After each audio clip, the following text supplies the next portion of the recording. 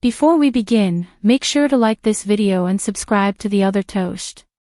Your support helps us bring you more powerful stories like this one. Now, let me take you to a night that started with laughter and ended with a silent war. The lights were soft and golden, draped across the rooftop like they were trying too hard to imitate stars. Waiters moved through the crowd like shadows, balancing trays of champagne flutes and delicate hors d'oeuvres, while music throbbed low in the background. The rooftop of the Sorrento Club had been transformed into a glittering illusion, all in celebration of Grant Hartman's 42nd birthday, the man who once called me the love of his life. I had stood in front of the mirror for almost an hour before leaving the house that evening, adjusting the straps of the blue satin dress that Grant had once told me was his favorite. I chose it for that reason. Maybe a part of me still wanted to believe there was something left worth holding on to. Maybe I just wanted to remember who I used to be before his words began to shrink me into someone I barely recognized. When I arrived, I could already sense the shift in the air. People looked at me the way they look at a wall decoration they can't quite figure out, like I didn't belong. And in many ways, I didn't. Not anymore. The man I married was holding court at the center of it all, a glass of whiskey in one hand and his other arm comfortably resting on the back of Vanessa Bloom's chair. She tilted her head and laughed at something he said, her hand brushing his chest like she owned him. When he saw me approaching, his smile faltered for half a second, barely enough to notice, then it returned with sharpness in his eyes. "Olivia," he said, standing to greet me. "You made it. And in that dress too. Wow. I didn't know we were doing vintage thrift night." People around us chuckled.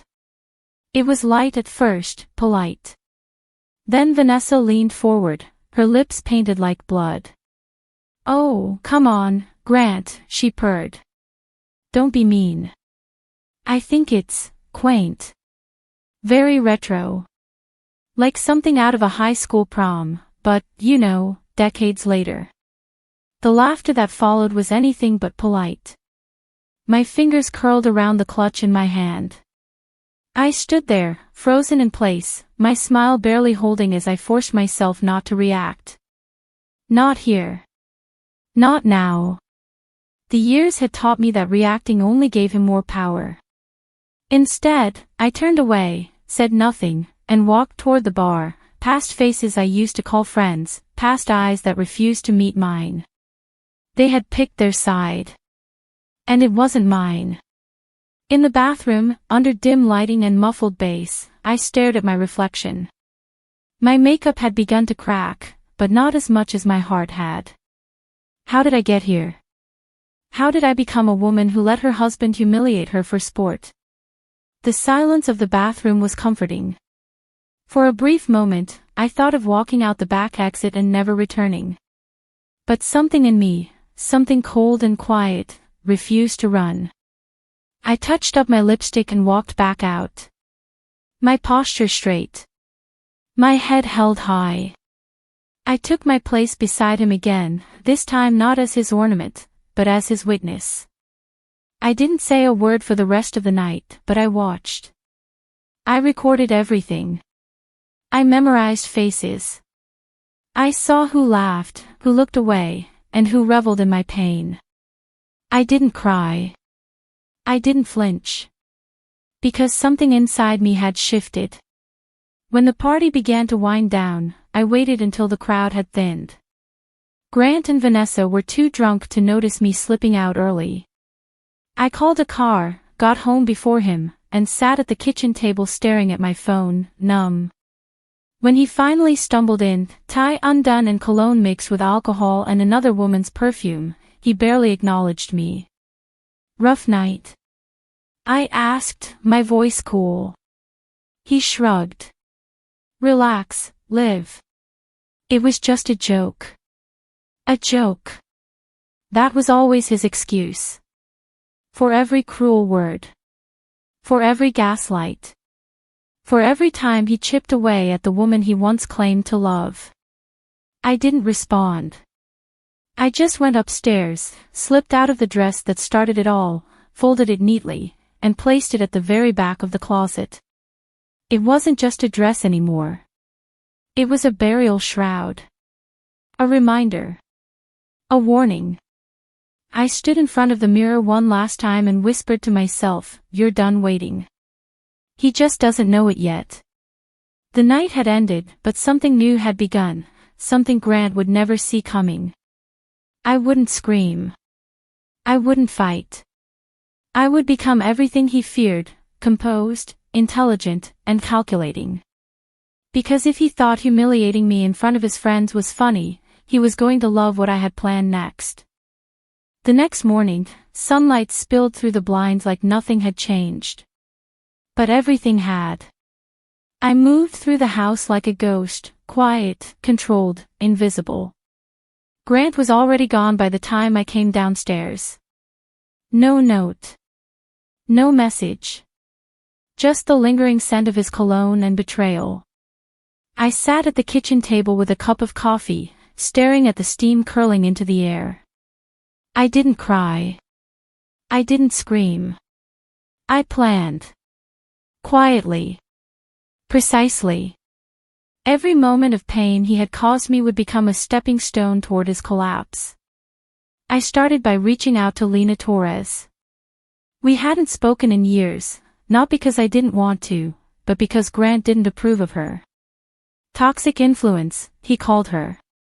What he meant was, she couldn't be manipulated. And I had listened to him, like a fool, cutting off one of the few people who had truly cared about me. I typed her name into my phone, hesitated for half a second, and hit call. She answered on the third ring.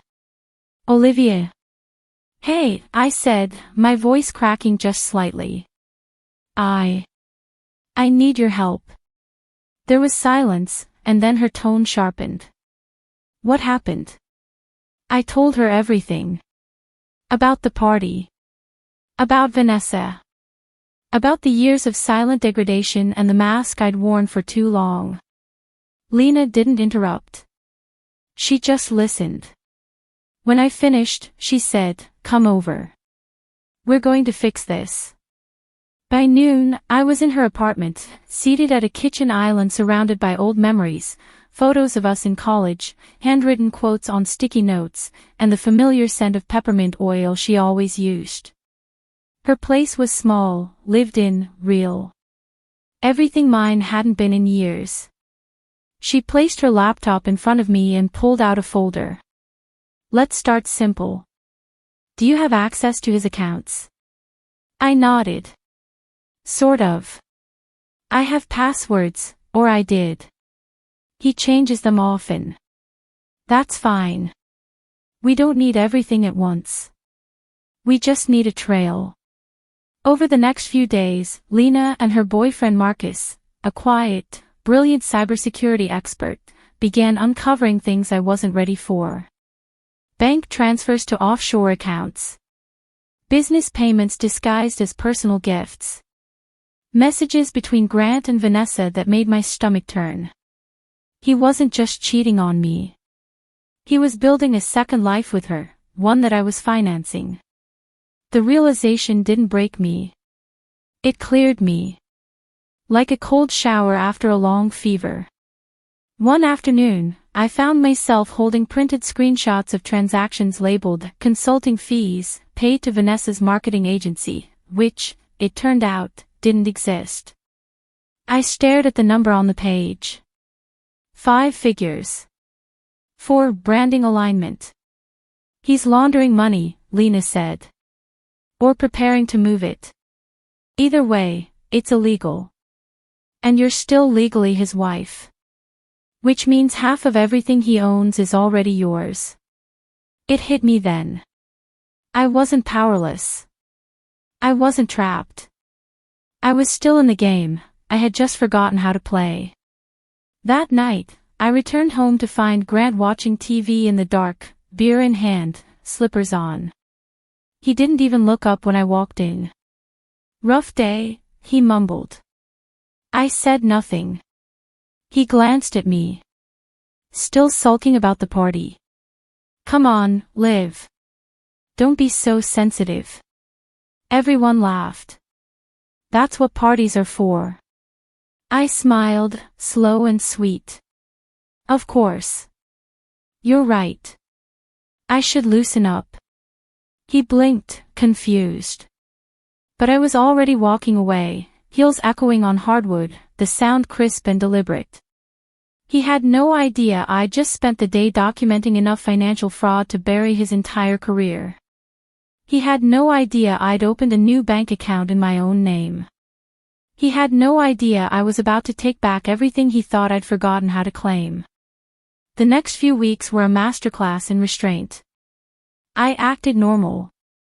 I cooked. I cleaned. I kissed his cheek. I even laughed at his recycled jokes at dinner parties. But behind the scenes, Lena and I were building an arsenal. Legal documents. Screenshots.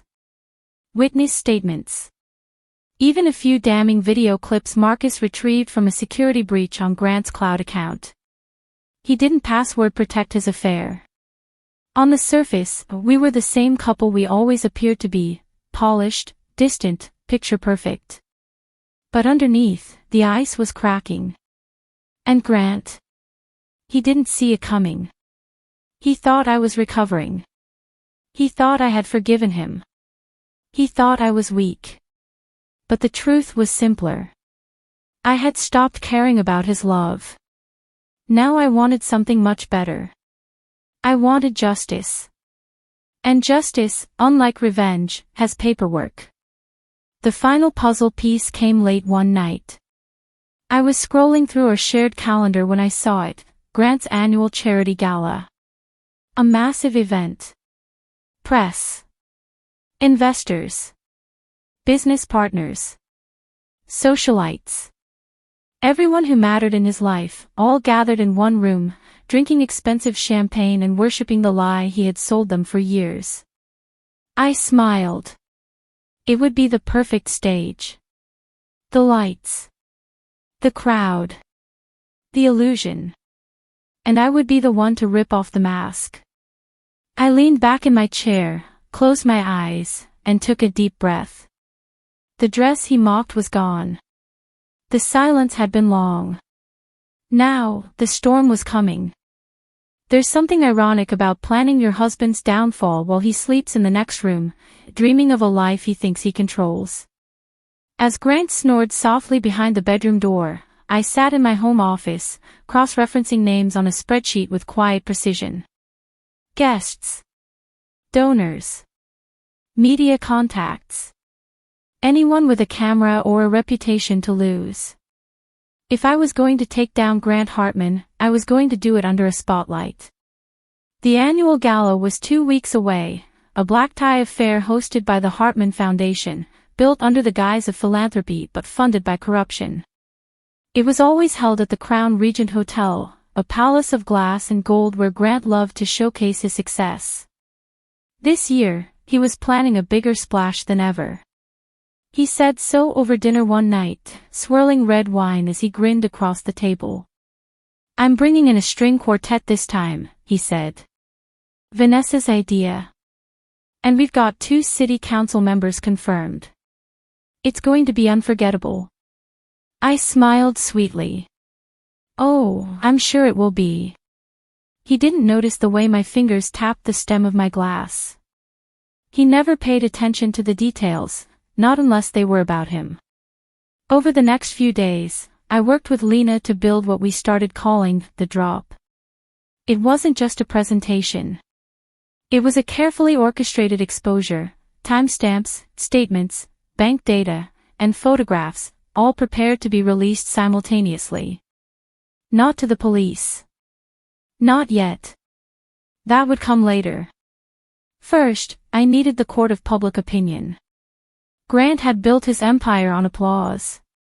I was going to take that applause and turn it into silence. We contacted a few trusted journalists, discreet ones, offering anonymous leaks. Then we prepared a USB drive loaded with evidence. Lena suggested I hand it to someone at the gala in person. I want you to look him in the eye when it falls apart, she said. I nodded. Oh, I will. The week before the event, things at home were almost absurdly normal. Grant was in a good mood, his ego fed by anticipation and the constant attention from Vanessa. I heard him on the phone with her late one night while he stood in the backyard. He didn't know I had opened the window upstairs. After the gala, he said, his voice low and arrogant, "I'll be done with her. She's not a threat. She doesn't even know how to spell accounting." I smiled from the shadows. The invitations had gone out weeks before, but now I sent out a few more, ones Grant didn't know about. Quiet additions to the guest list. A woman he had fired for inappropriate dress. A former partner he had bankrupted. A foundation donor whose checks had mysteriously never reached the causes they were meant to help. People who had been discarded by Grant, lied to, or stepped on. People with long memories and nothing left to lose. The day before the gala, I stood in front of my closet staring at a row of black dresses. I chose a new one, not the one he had mocked. This one was sleek, sculpted, powerful. It fit like armor. I slipped it into a garment bag and laid it across the bed. Grant walked in a moment later, phone still in his hand. "You're still going to wear that blue one, right?" he asked. I turned to him. "No. I'm wearing something new." He blinked. "Why?" I shrugged. "I outgrew the old one." He gave a half laugh, dismissive. "Just don't upstage Vanessa. She's wearing emerald." I held his gaze. "I don't plan to. I plan to bury her." On the night of the gala, the hotel shimmered like a chandelier from the outside. Limousines pulled up one by one, flashing bulbs from paparazzi lining the red carpet. Grant looked like a movie star in his tuxedo, charming guests with a drink in hand, shaking hands with donors, kissing cheeks and collecting praise. Vanessa slinked beside him, glowing in green silk, her smile sharp and triumphant. I entered alone, fashionably late, exactly the way I wanted. And I watched his face change. He didn't expect me to look like that. Confident. Cold. Controlled. He moved toward me quickly, placing a hand on my back like he was still in charge. "There you are. You look good." "Thank you," I said. "So do you. And her." He grinned like a fool. "Don't start." "I won't." Because I was about to finish. I made small talk, circulated, smiled at all the right moments. I passed by the city council members, by two local reporters who had taken an interest in Grant's meteoric rise. I handed them flash drives disguised as party favors. The quartet played softly as Grant took the stage for his speech. He thanked everyone for attending. He praised the foundation, the community, and of course, Vanessa for helping him bring vision and elegance to the event. He had just finished saying the words, transparency and trust, when the lights dimmed unexpectedly. A screen lowered behind him. And everything changed. The first image was subtle, an email, blown up 20 feet wide. Subject line, consulting fees for Vanessa. Next came the transfer slips. The text messages. The timestamps. And then, the photos. Private dinners. Hotel suites. Her lipstick on his collar. The room went dead quiet. Only the soft hum of the projector remained. Grant turned around slowly. His face drained of color. I stepped forward, stopping just beside the stage. He looked at me, then looked away. Then back again. "What did you do?" he whispered.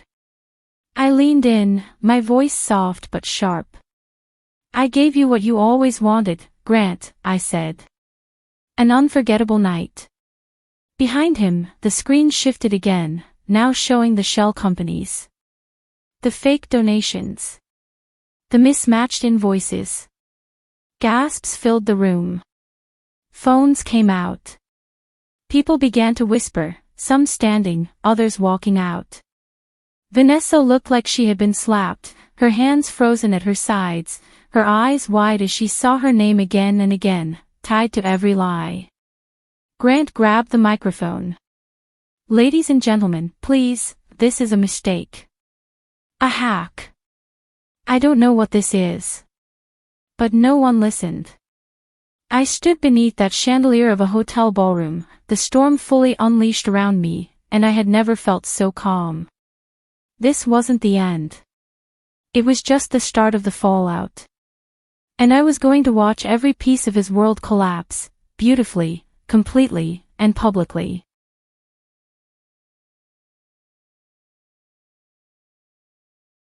News spreads like fire when it's fed with scandal and silence. By the time I woke up the morning after the gala, the internet had already erupted. Hashtags bearing Grant's name were trending. The foundation's website was down. Clips from the screen presentation had gone viral overnight, some slowed down and narrated by gossip vloggers, others edited into dramatic reels with soundtracks of betrayal. The story had reached every corner of our world, the elite social scene, the real estate sector, even the political circles Grant had tried so hard to charm. His carefully curated image was dissolving in real time. And I was sitting on my couch in a robe, sipping tea, while a news anchor read through a list of allegations like they were announcing Oscar nominees. Financial discrepancies, falsified reports, undeclared assets, and an affair with a consultant allegedly paid through phantom invoices. My phone buzzed non-stop. Missed calls. Voicemails. Even old college friends who hadn't spoken to me in years were texting with disbelief and subtle congratulations. I ignored them all. The only person I responded to was Lena. She had sent one message. He fell hard. Just like we planned. Later that morning, Grant showed up at the house. Not storming in, not yelling, just standing on the porch like a man who'd walked away from a crash site, not yet aware that he was bleeding. He looked older overnight. His suit was wrinkled, his hair unkempt, and for once, he wasn't holding his phone like a shield. I opened the door. His eyes searched mine, desperate, uncomprehending. "What the hell did you do, Olivia?" I tilted my head. "You mean, what did you do?" "I just shared it." "You destroyed me," he spat. "Everything I've built." I smiled, soft and unflinching. "No, Grant. You built a house of glass." I just opened the curtains. He pushed past me, into the house. I didn't stop him. Let him pace, let him unravel. This was the same man who once said my voice ruined the mood when I cried. Let him finally feel the discomfort he forced me to swallow for years. "You've ruined your own name too," he snapped. "They'll come after both of us. You think the public cares about your side? You'll be collateral damage." I turned to him, slow and deliberate. "The difference is, I'm not hiding anymore. I've got nothing left to lose." He laughed bitterly, rubbing his temples. "You think you've won. This isn't a game," I said. "But if it was, I'm no longer playing by your rules." He went quiet for a moment, eyes flicking to the photos on the mantel. Once he'd insisted we keep smiling vacation shots, dinner galas, charity events. He'd always said they made us look real. Now, even the frames seemed to mock him. He sat down on the armrest of the couch, suddenly defeated. "I can fix this," he muttered. "I can spin it." The emails were fake. The accounts were hacked. "I'll say you went crazy." I took a slow breath. "Try it. See what else I release." His mouth hung open for a beat. "You still have more." I didn't answer. That was all he needed to hear. He stood abruptly and stormed out, slamming the door so hard a painting trembled on the wall. I let the silence settle, then turned and walked upstairs. I opened the closet. The blue dress was still there, tucked away in the corner like a memory I hadn't burned yet. Not because I still needed it, but because symbols matter. That night, Lena and I met with her lawyer friend, someone who had handled high-profile asset divisions and corporate fraud litigation. I handed over the file, a thick stack of documents, complete with timestamps, signatures, and dollar amounts that painted a damning portrait of who Grant truly was. The lawyer skimmed through it and let out a low whistle. "If you go through with this," he said, "you walk away with more than half. Probably full control of the house. Assets. Even a case for damages." I nodded. "That's the plan." He raised an eyebrow. "And the press?" "Let them watch," I said. "Let them see what it looks like when a woman takes back everything stolen from her." The next few days were a whirlwind. Grant tried damage control, releasing statements, giving interviews, begging for benefit of the doubt. But every time he opened his mouth, another piece of evidence surfaced. Vanessa turned her back on him quickly, of course. She gave her own interview, claiming she was misled, used, and betrayed. Classic projection. Meanwhile, Lena and I moved everything into motion. I transferred funds into secure accounts under my name, changed passwords, closed joint cards, and froze credit lines. I wasn't leaving anything behind. Not $1, not one photo, not 1 inch of the life I had been forced to perform for years. One night, I found myself in the backyard, the same place Grant had once whispered sweet nothings to Vanessa while I stood upstairs in the dark. I sat on the swing, phone in hand, looking at the legal documents now waiting for final filing. A soft wind stirred the trees. And for the first time in years, I felt peace. Not joy. Not triumph. Just stillness. The kind of stillness that comes when your scars stop throbbing. The kind that says, you're finally safe. But I knew Grant wasn't finished. Not yet. He would try to pull one last trick. He always did. And when he did, I'd be ready. It started with a letter. A crisp, cream-colored envelope slipped through the mail slot like an echo of the past. There was no return address, no handwriting, just my name in typed capital letters. Olivia Wren. I should have tossed it into the trash, but I didn't. Instinct told me this wasn't just another plea or denial. This was a move. And sure enough, inside was a summons. Grant was suing me. On paper, it read like desperation dressed as formality. He was demanding half of the remaining joint assets, accusing me of orchestrated public defamation, emotional sabotage, and, my personal favorite, corporate espionage. I laughed. Out loud. In the middle of my kitchen. The cat flinched and scurried from the counter. I didn't even know where to begin. He was trying to spin the entire unraveling into an attack on him. He wanted to paint himself as the victim, again, and drag me into a courtroom where charm and tailored suits used to win him everything. But he had underestimated one thing. I was no longer the woman he married. And I had no intention of playing by his rules. Let him have his courtroom, Lena said as we sat in her office that night. She had cleared the rest of her week for me. He just handed us a microphone. Our lawyer smiled. He's walking into his own storm. Still, the trial terrified me in ways I didn't admit out loud. Not because I doubted the truth, but because I remembered what it felt like to stand in his shadow. To be looked through, dismissed, gaslit until I questioned my own memory. But this time, I had evidence. I had witnesses. I had my voice. And I had something more powerful than anger. I had nothing to lose. The day of the hearing arrived in a haze of nerves and caffeine. I wore a sharp navy pantsuit. No more soft dresses, no more trying to look like someone's good little wife. Lena sat beside me in the gallery, calm as always. I felt her hand graze mine before the judge walked in. "You've already won," she whispered. Grant entered late, as if he still believed the world would wait for him. He looked thinner, hollow-eyed, with a tension in his jaw that didn't let up all morning.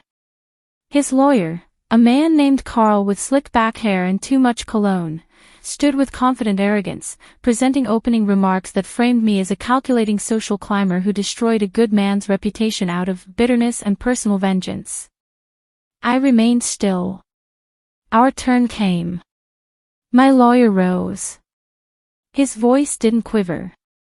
"Your Honor, the evidence will show not only a pattern of financial abuse and manipulation by Mr. Wren, but a systematic erasure of Ms. Wren's contributions, independence, and safety." Exhibits were submitted. Screenshots. Emails. Recordings. And then, the bank transfers. Each wire sent to Vanessa. Each falsified invoice. Each purchase made from the foundation's account masked as consultancy fees. I watched the judge's brow furrow, watched the gallery murmur, watched Grant squirm in his chair. And then came the final witness. My former housekeeper. She was nervous at first.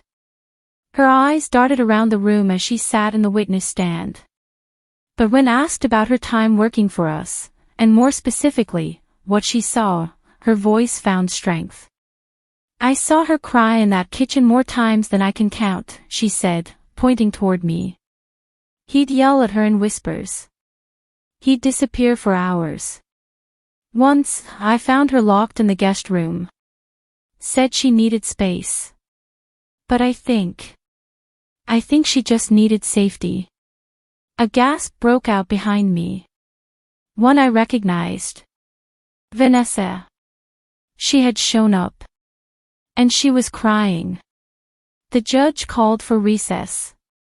In the hallway, Vanessa approached me. She wasn't wearing heels or the expensive perfume that once clung to her like entitlement. Her hair was loose, her face bare. She looked like a woman who had just opened a door to find a fire behind it. "I didn't know," she whispered. "He told me you were unstable. That you'd abandoned him emotionally. I believed him. I said nothing. I left him," she said. "The moment I saw the proof. I'm sorry." The old me would have needed her apology. Would have ached for it. But now, I didn't need closure from someone who walked over me to hold his hand. I nodded, not with forgiveness, but with finality. "I hope you heal," I said, and walked away. The next day, the judge ruled in my favor. Grant was denied any additional claims. His countersuit was dismissed. The court awarded me full control of the remaining assets, including the house, the one he tried to claim as his legacy. He walked out of the courtroom with nothing but a briefcase and a face the cameras were no longer charmed by. And me? I didn't cry. I didn't cheer. I simply exhaled, like someone who had been underwater for too long and had finally broken the surface. Later that night, I stood in the doorway of what had once been our home. The movers had finished. The walls were bare. The echo of old arguments, old illusions, old silence, all gone. In my hands, I held a match. I lit it. And with it, I burned the final copy of the blue dress photo, the one I had hidden in the fireplace all these years. The one he loved. The one he clung to when convincing people we were perfect. As it crumbled to ash, I whispered, "This is your ending." Mine was just beginning. There's a silence that comes after war, not peace, not relief, just stillness. In the weeks after the verdict, that's what filled my home. Not laughter, not music, not even the hum of electronics. Just the quiet awareness that I had survived something I once thought would end me. I moved into a modest apartment near the lake. It was nothing like the sprawling estate I had shared with Grant, but it was mine. No grand staircase, no marble counters, no curated bookshelf for guests to admire. Just honest walls and morning light. It took time to adjust. At first, I kept expecting someone to knock. To accuse. To pull me back into that courtroom or worse, into that marriage. But the knocks never came. Instead, the world moved forward, and I was no longer trapped inside someone else's version of me. I started working again, slowly. A small publishing house reached out after the trial coverage.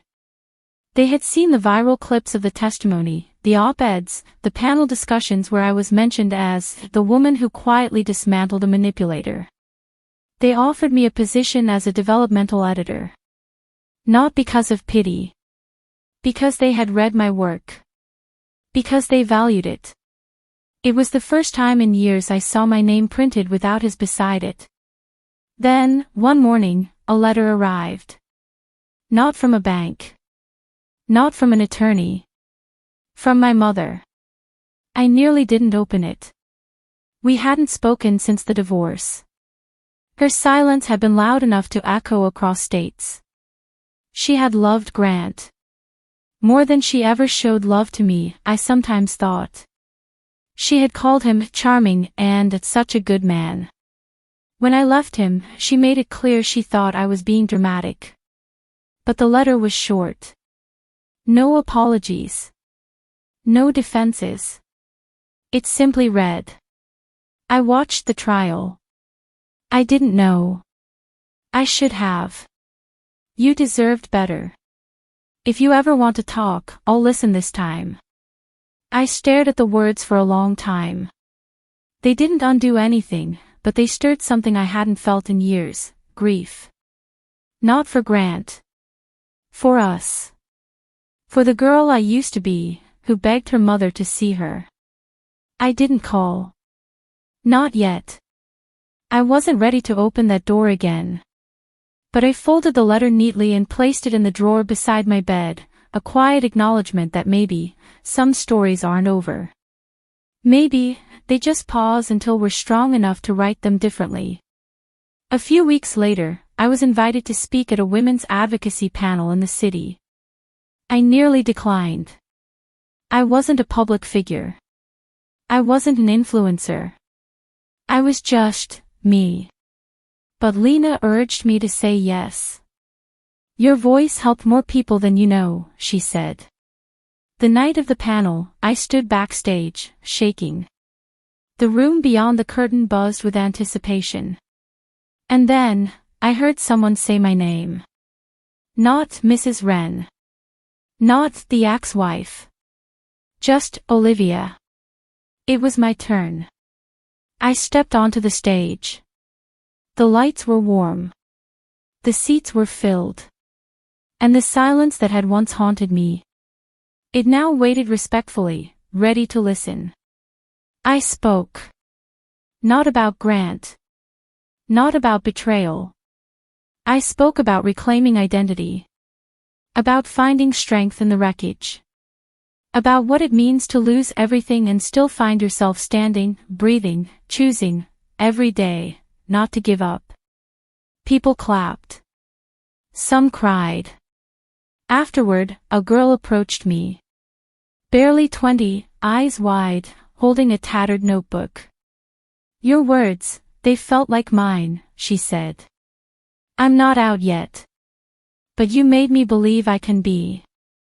I hugged her.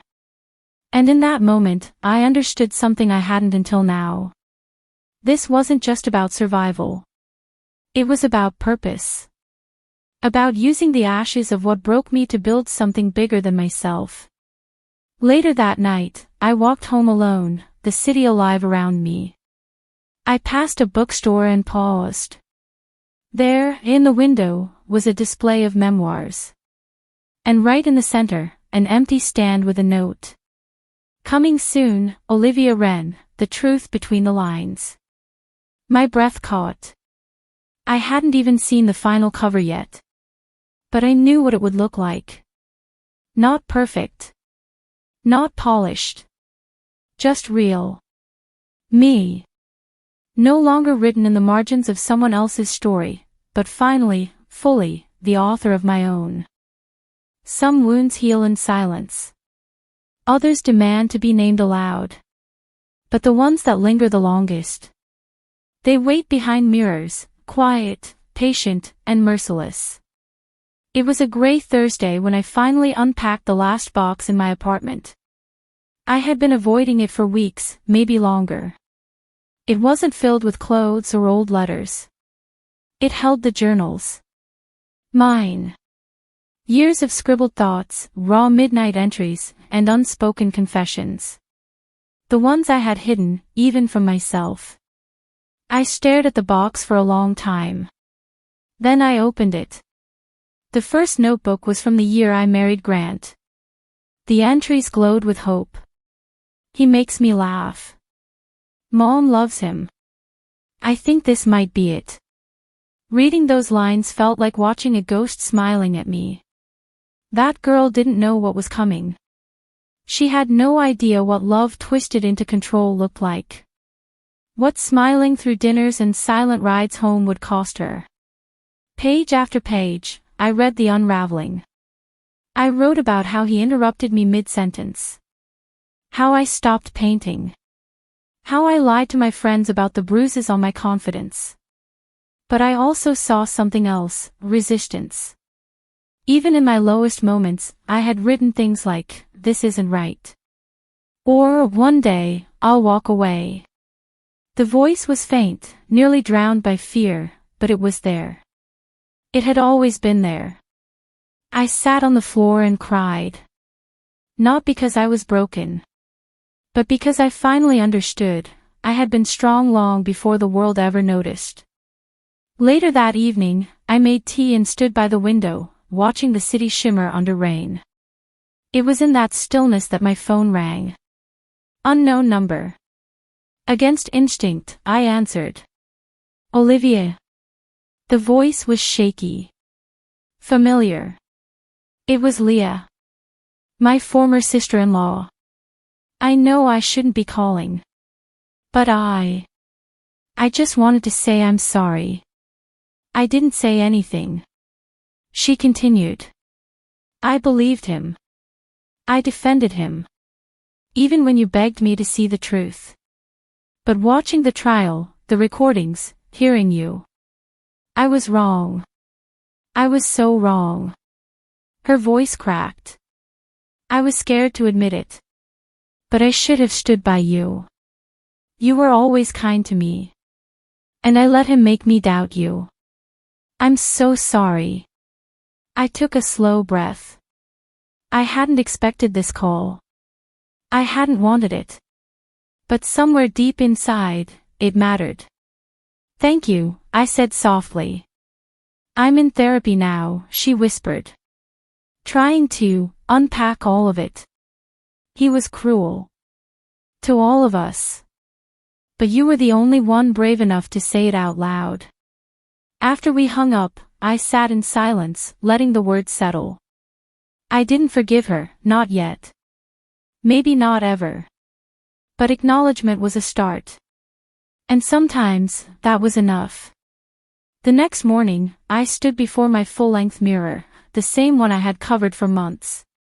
I forced myself to look. No makeup. No lighting tricks. Just me. There were lines under my eyes now. A streak of gray in my hair. My body bore the softness of someone who had survived a war without armor. But there was something else in the reflection too, something I hadn't seen in years. Power. Not the kind that roared. The kind that remained when everything else had been taken. The kind that looked back at me and said, "You're still here." I touched the glass, not to admire or criticize, but to connect. And in that reflection, I whispered, "Thank you." Because for all the pain, all the nights curled on cold floors, all the courtroom stares and whispered rumors, I was still standing. Still choosing. Still writing. And the story wasn't over yet. It was just turning the page. The funny thing about rebuilding is that the world doesn't pause for your healing. It moves on, keeps spinning, throwing both debris and glitter at your feet, daring you to sort one from the other. That morning began like any other. Toast. Emails. A mild panic when I couldn't find my keys. I was halfway out the door when I saw the envelope. Thick, cream-colored, no return address. I froze. After everything, I had grown wary of anonymous things. Messages. Letters. Even kindness. But something about this envelope felt intentional. Personal. I slid my finger under the seal, unfolded the paper, and read. Asterisk, Miss Olivia Carter. Your story deserves to be heard, not whispered. We would be honored to speak with you, asterisk. Whitaker and Gray Literary Agency. My breath caught.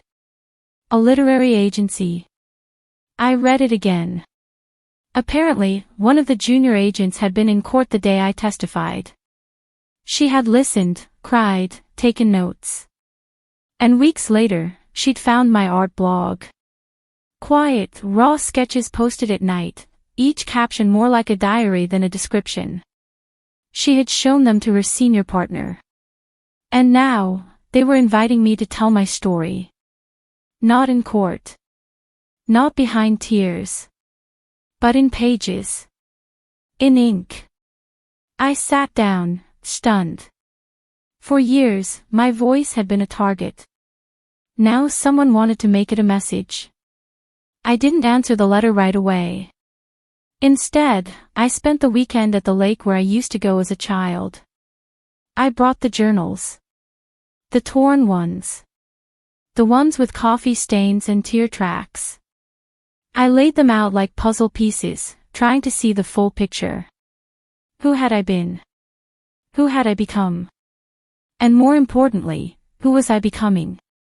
On Sunday afternoon, I received another message. Not a letter. A voicemail. Hey. This is Jackson. Jackson Wolf. I hadn't heard that name in 10 years. I know this is weird. I found your old email through the alumni newsletter. I didn't expect you to pick up. Just wanted to say I saw the story. Online. And in the paper. Anne. Olivia, you were always strong. I'm proud of you. You probably don't need to hear that. But I needed to say it. My chest tightened. Jackson. The boy I once kissed under the science building stairwell. The one who asked me to run away with him after college, and whom I left behind because my family thought he was beneath me. He had a crooked smile and a kind heart. I had loved him before I even knew what love cost. I sat on the porch, phone in hand, staring out at the lake. Then, I called him back. The line rang once. Twice. Then his voice, Olivia. We talked for an hour. Then 2. We didn't rush to fill the silence. It was the kind of conversation that breathed. He asked about my art. I asked about his bookstore. He laughed when I mentioned the time I burned spaghetti in my first apartment. I smiled when he reminded me I once tried to name a cat, Mozart, but it turned out to be a raccoon.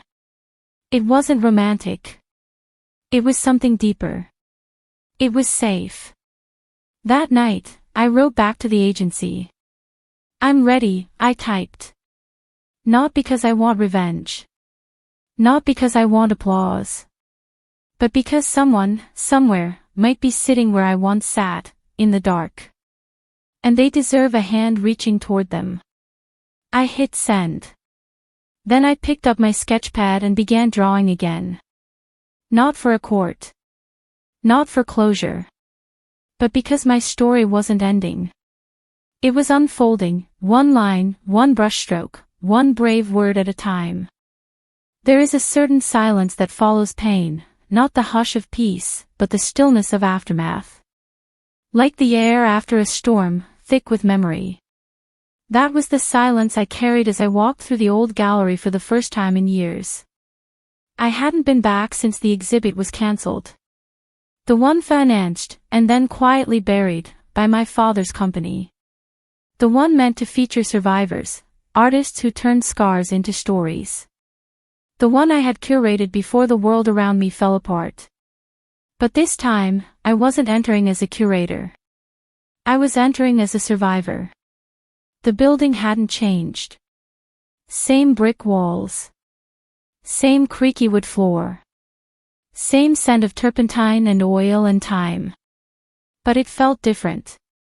Maybe because I was different. The gallery manager, an old friend named Lena, greeted me with a tight hug. Her eyes shimmered when she whispered, "It's time they saw what you see." I nodded, throat tight. In the far corner, the installation space I once claimed as my own was still there, the one with the hanging frames and a dim skylight above. It had been my sanctuary before it became my shame. I began unpacking pieces. Some old, some new. Charcoal portraits, ink washes, collage panels. All of them bore the fingerprints of a woman who had walked through hell and refused to stay there. Then Lena approached me with a wrapped bundle. "This came a few weeks ago," she said softly. "Addressed to you. No return label." I took it carefully, noting the handwriting. Sharp. Familiar. As I unwrapped the layers, my heart thudded. Inside was a framed sketch. Of me. Not posed, not polished. It was me, sitting on the courthouse steps, head bowed, sketchbook open, pen in hand, caught in a moment I didn't even realize had been seen. But I knew that line work. That signature. It was from Elias. My brother. I sank onto the nearest bench, hands trembling. Attached was a note, written in his exacting script. Asterisk, I couldn't say it out loud. I didn't deserve to. But I watched. And I saw you rise. You deserve to be known for who you are, not who they said you were. I wish I had stood beside you sooner. This is my way of doing it now. Asterisk. I cried. For the years lost. For the things broken. For the brother I thought I had lost to silence in shame. And then I forgave him. Because maybe forgiveness isn't a declaration. Maybe it's a quiet release, a choice to let healing take up more room than pain. I hung the sketch in the center of the gallery. It was the only piece not created by me. But it was the one that completed the story. When opening night arrived, people filled the space. Strangers. Survivors. Artists. Lawyers. Even journalists who had followed the trial. And in the back, Jackson stood, not as a hero, not as a rescuer, but as someone who had shown up again when it mattered. As they moved from piece to piece, I stayed by the doorway. Not to escape. But to witness. A woman paused before one of my newer paintings, an abstract burst of red and black and gold, and whispered to her friend, "You can feel the fire in this." Like she survived something we can't even name. And I realized, maybe that was the point. Not to name the pain. But to transform it. To create something that echoes long after the silence. That night, as the gallery lights dimmed and guests trickled out, Lena pressed a card into my hand. "We had over 400 RSVPs, she said, smiling. Publishers. Critics. Survivors." I nodded, overwhelmed. Then I walked outside into the cool night, looked up at the stars, and smiled. Because someone once tried to bury my voice. But now it hung in frames. Lived in pages. Echoed in the hearts of those who needed it most. And I wasn't finished yet. The world didn't shift overnight. Healing never does. But there comes a moment when the air changes, when the weight pressing on your chest for years finally lets go. That moment came for me 3 weeks after the exhibit, in the form of a knock on my apartment door. Not a text. Not a call. A knock. I wasn't expecting anyone. Most people in my life still operated at a cautious distance, unsure of what I was rebuilding or who I was becoming. But this knock was soft, hesitant, and oddly familiar. I opened the door to find my mother. The same woman who once said I had brought shame to the family name. The same woman who turned her face away during the verdict. She stood there now, thinner, older, her usual pressed composure softened by time. In her arms, she held a leather-bound journal. My old one. The one I thought was lost in the fire that destroyed my childhood bedroom. She didn't say hello. She simply held it out. I found it, she said quietly, buried beneath a box of your father's things. I don't think he ever read it. I did. I stared at the journal. Pages filled with my sketches, my panic, my breakdowns, my hope.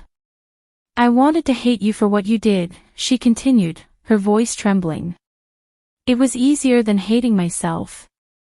Then questioning what I didn't see. What I chose not to see. The silence between us pulsed, loaded with unsaid things. I stepped aside and let her in. She sat on the edge of the couch, hands clasped so tightly I thought her knuckles would split. Her gaze didn't meet mine. I thought strength meant silence, she said, barely audible. That a good woman smiled, kept things pretty, and never made a scene.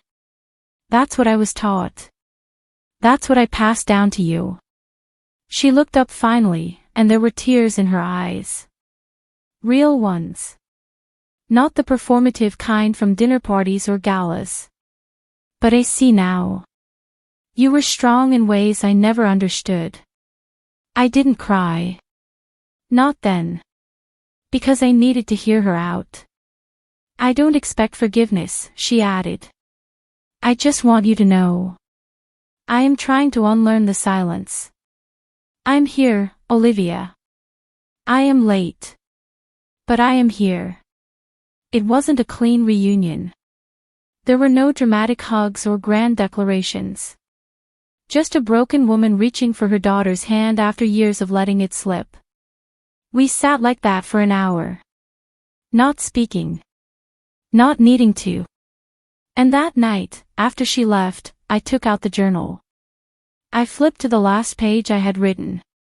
Asterisk, if one day someone finds this, I hope they understand. I wasn't asking to be saved. I was asking to be believed. Asterisk. That sentence hit differently now. Because I had been believed.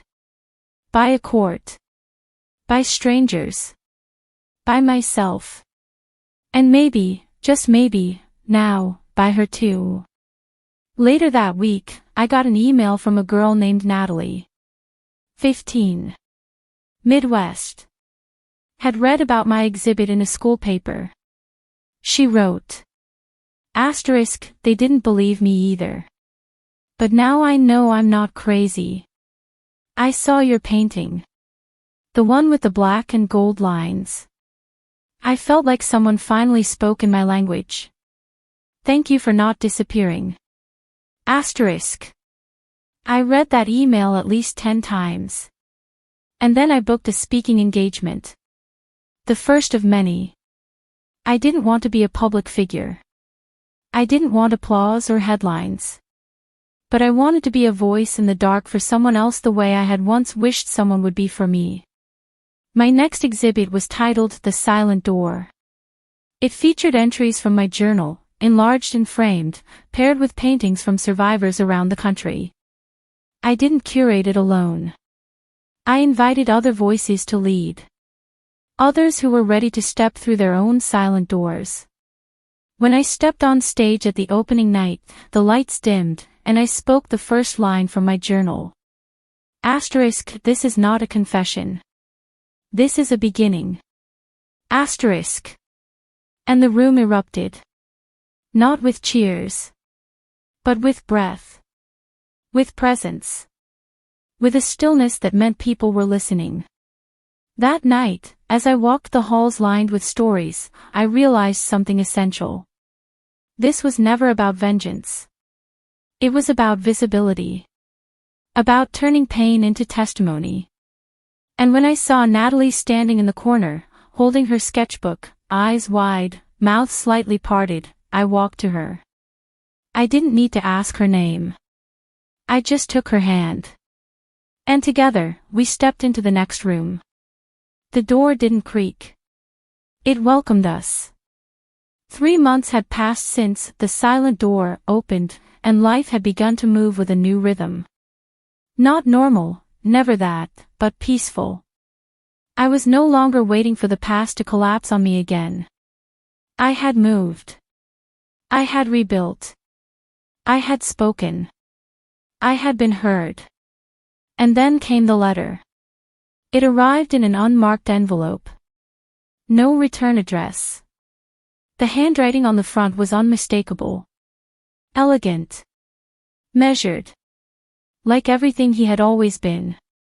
It was from Marcus. My former fiancé. My abuser. My ghost. I almost didn't open it. I almost burned it. But something in me needed to see. To know. To end it fully. Inside was a single page. Folded once. The paper smelled faintly of the cologne I used to recognize before it began to trigger migraines. My hands trembled as I read. Olivia. Asterisk, I do not expect redemption. I am not writing to justify, to plead, or to explain. I only write because someone, maybe myself, once told me that closure is not given, it is earned. I lost that right long ago, asterisk. Asterisk, but I saw the headlines. I saw what you did. I heard what you said. And for the first time in my life, I believed every word that wasn't mine, asterisk. I don't ask for forgiveness. Asterisk, but I wanted you to know. You were never weak. You were the storm I never thought would rise. You were my reckoning.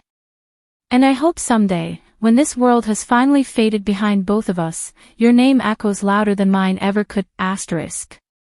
M. No signature. No date. Just that. I sat with the letter for hours. Not crying. Not shaking. Just existing.